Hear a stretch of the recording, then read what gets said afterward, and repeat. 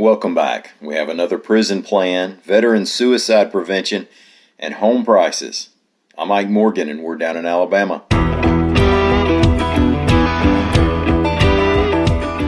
Alabama Governor Kay Ivey's plan to have private developers build prisons and then lease them to the state famously died in June when lenders pulled out of the deal, so it's back to the drawing board.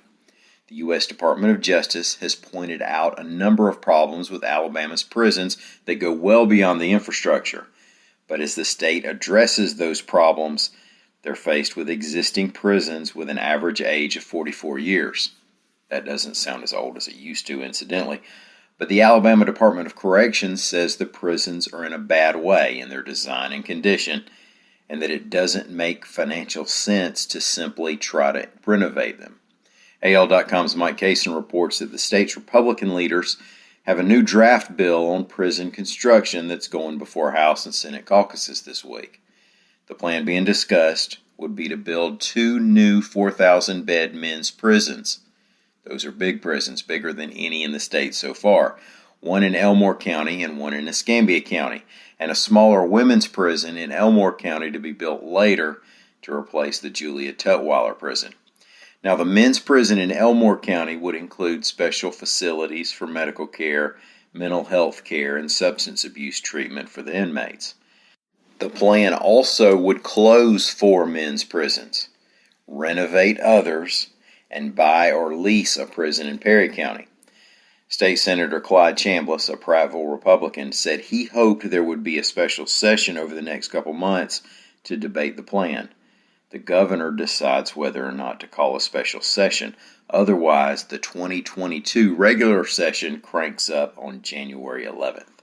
The Alabama Department of Veterans Affairs has a new position aimed at preventing suicide, reports AL.com's Mike Cason. The ADVA hired Sissy Louise Moore to fill that position. She'll coordinate the program Alabama's Challenge for Preventing Suicide Among Service Members, Veterans, and Their Families. The ADVA says that while only 9.1% of Alabamians have served in the military, 18% of suicide deaths in Alabama involve veterans. Moore will manage other programs as well, helping veterans with substance abuse, homelessness, and other issues. Well, the real estate market is still a seller's market in Alabama, reports AL.com's William Thornton. Now, you already realize this if you've tried to buy a home recently. The low number of homes on the market, a backlog of people looking to buy, a low supply of materials, and the labor shortage have all conspired to keep prices up, and homes simply don't sit on the market very long.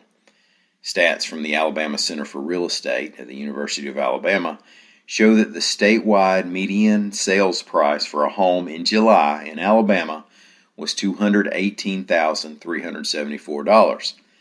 That's an 11% increase over a year ago and nearly 1% higher than the previous month. Note that we were already in a seller's market a year ago. Now, if you're like me, you're seeing dollar signs and wonder how much you could get for your home right now.